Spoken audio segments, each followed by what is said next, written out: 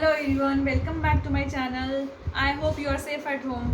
Today we are going to learn about exercise 1.3. In previous lecture we studied some basic concepts of exercise 1.3.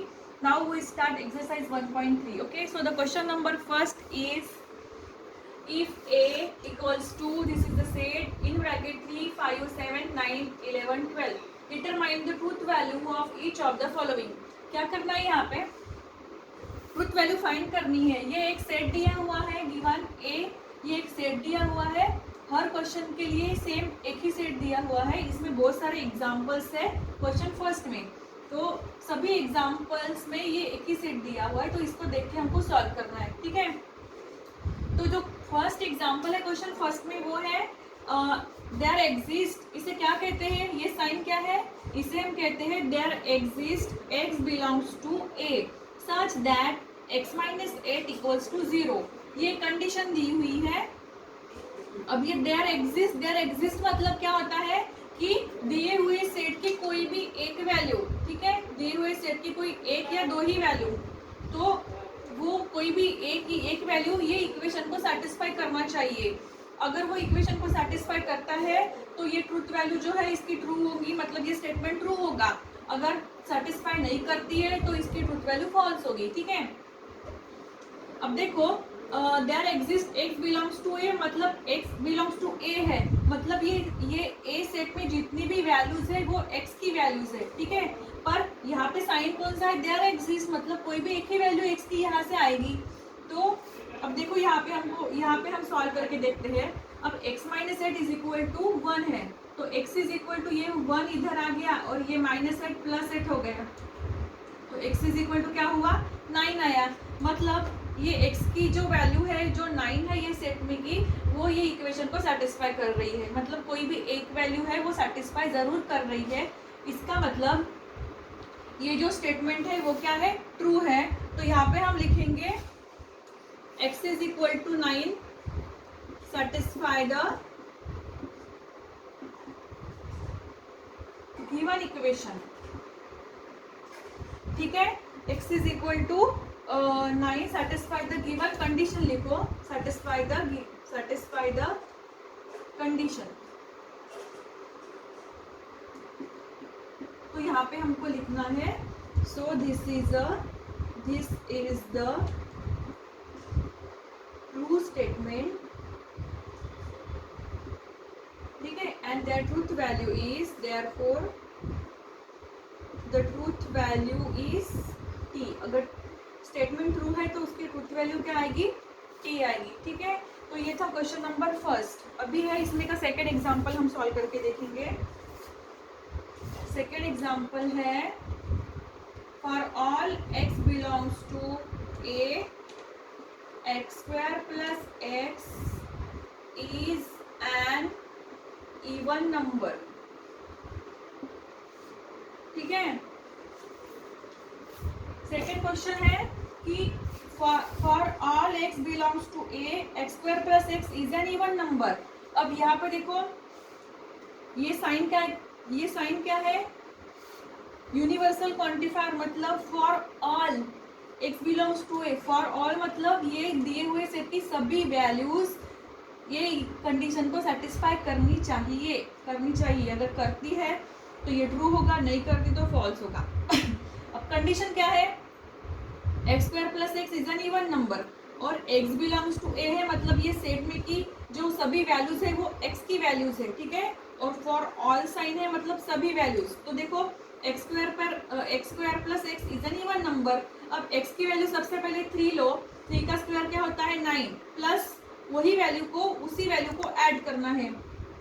अगर मैं 3 लेती हूँ, 3 का square 9 होता है, 9 प्लस 3, तो 9 प्लस 3 क्या होता है? 12, और 12 क्या है? इवन नंबर है, मतलब ये सेटिस्फाई कर रहा है। 5 स्क्वायर लो, 5 का स्क्वायर होता है 25 प्लस 5 30 भी इवन नंबर है। 7 स्क्वायर प्लस 7 करो, 7 का स्क्वायर होता है 49 प्लस 7 56। ठीक है, मतलब 49 50 56, मतलब ये भी इवन नंबर है। उसके बाद में 9 का स्क्वायर लो और प्लस 9 उसी को ऐड करना है। 9 का स्क्वायर होता है 81, और 81 प्लस 9 90, ये भी इवन नंबर है। इसका मतलब ये 11 12 मतलब ये सभी का जो स्क्वायर करके उसको ही ऐड करते हो तो सभी नंबर इवन नंबर आते हैं। मतलब ये जो स्टेटमेंट है ये क्या है, ट्रू स्टेटमेंट है। तो यहाँ पे हमको क्या लिखना है, सीधा सीधा लिख सकते हो आप, ज्यादा कुछ लिखे नहीं तो भी चलता, सीधा आपको लिखना है this is the true statement, this is the true statement, hence their truth value is t. This is the true statement, hence their truth value is t. ठीक है, इस तरह से लिखना है। अभी देखते हैं थर्ड क्वेश्चन। थर्ड क्या है, थर्ड है for there exists x belongs to a such that x square less than और लेस देन 0। अब देखो यहाँ पे साइन है there exist x belongs to a, मतलब कोई भी एक वैल्यू जो 0 से छोटी होनी चाहिए। x स्क्वायर लेस देन 0 मतलब x स्क्वायर की वैल्यू 0 से छोटी होनी चाहिए।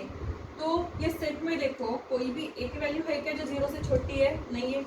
कोई भी वैल्यू 0 से छोटी नहीं है तो सीधा डायरेक्टली आप इसको लिख दो, this is a false statement, this is a false statement and their truth value is, this is the false statement and their truth value is f। ठीक है, उसके बाद में देखते हैं फोर्थ वाला एग्जाम्पल। फोर्थ एग्जाम्पल है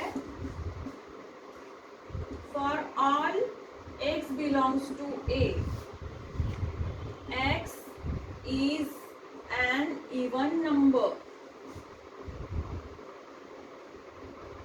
x is an even number। ठीक है, तो यहाँ पे देखो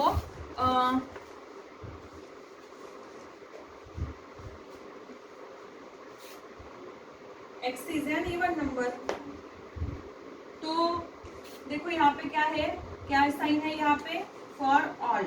फॉर ऑल मतलब सभी वैल्यूज, ठीक है, सभी वैल्यूज दिए हुए सेट की सभी वैल्यूज ये इवन नंबर होना चाहिए, मतलब x belongs to a, x is an even number.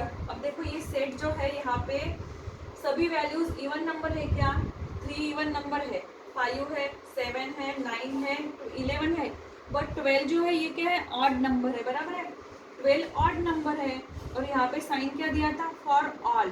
अगर यहाँ पे देयर एग्जिस्ट होता मतलब कोई भी एक वैल्यू इवन नंबर है क्या, तो ये स्टेटमेंट क्या होता, ट्रू होता, पर यहाँ पे फॉर ऑल दिया है, मतलब इनको कहना है कि सभी वैल्यूज नहीं के इवन नंबर है, पर नहीं है, इसका मतलब ये फॉल्स स्टेटमेंट है। So this is the false statement and their truth value is f। Okay, उसके बाद में फोर्थ हो गया। फिफ्थ है there exist x belongs to a such that 3x plus 8 greater than और इक्वल टू 40। फिफ्थ वाला question देखो, इसमें क्या है, देयर एग्जिस्ट मतलब there exist x belongs to a such that 3x plus 8 greater than और equal to 40, मतलब कोई भी एक वैल्यू ये सेट के ये कंडीशन को सेटिस्फाई करना चाहिए। अब इसको सॉल्व करते हैं पहले, 3x प्लस 8 ग्रेटर देन क्या है, 40 है। ठीक है, तो 3x इज इक्वल टू क्या होगा, 3x is equal to 40 minus 8। So 3x is equal to 40 minus 8 क्या होता है, 40 माइनस 8, नहीं ये साइन ऐसे ही रखो, ठीक है। तो 40 माइनस 8 हो गया 32। सो x is greater less than 32 divide by 3। So x greater than 32 को इसको 3 से डिवाइड करो तो 10, इसका आंसर आएगा आपको 10.6 समथिंग, ऐसे कुछ आंसर आएगा, ठीक है। मतलब जो x greater than 10 point something, मतलब कोई भी एक वैल्यू जो होनी चाहिए जो 10 से बड़ी होनी चाहिए, ठीक है। x ग्रेटर देन 10.6 मतलब इससे बड़ी वैल्यू होनी चाहिए। तो है क्या यहाँ पे, हाँ सेट में देखो 10 से बड़ी 10.6 से बड़ी वैल्यूज कौन सी है, 11 है और 12 है, दो वैल्यू है। और यहाँ पे क्या है, देयर एक्सिस्ट मतलब कोई भी एक या दो वैल्यू सेटिस्फाई हो सकती है। तो इसका मतलब ये क्या है, this is a true statement, this is the true statement and hence their truth value is p, ठीक है। तो यहाँ पे ये 1 2 3 4 5 क्वेश्चन मैंने सॉल्व करके दिए। अब लास्ट वाला जो क्वेश्चन है ना उसको आप सॉल्व करो, वो आपके लिए होमवर्क है, बहुत ही इजी है। आई होप कि आपको ये समझ में आ गया, ठीक है। बहुत ही इजी क्वेश्चन है। क्या करना है यहाँ पे, determine the truth value, truth value ये साइन देख के आपको समझ में आता है, देयर एग्जिस्ट मतलब कोई भी एक वैल्यू, और ये फॉर ऑल मतलब दिए हुए सेट की सभी वैल्यूज, ये जो कंडीशंस दी हुई ना वो सेटिस्फाई करना चाहिए, ठीक है। और अगर सेटिस्फाई करती है तो उसकी ट्रूथ वैल्यू टी आएंगी, नहीं करती है तो फॉल्स आएंगी, ठीक है। तो ये था क्वेश्चन नंबर फर्स्ट एक्सरसाइज 1.3 में का। अगर इसमें आपको कोई भी डिफिकल्टी हो तो आप मुझसे ज़रूर पूछिए, ओके। सो अभी के लिए बस इतना ही। अगर कोई भी डिफिकल्टी हो तो मुझसे ज़रूर पूछिए। सो अभी के लिए बस इतना ही। Thank you so much.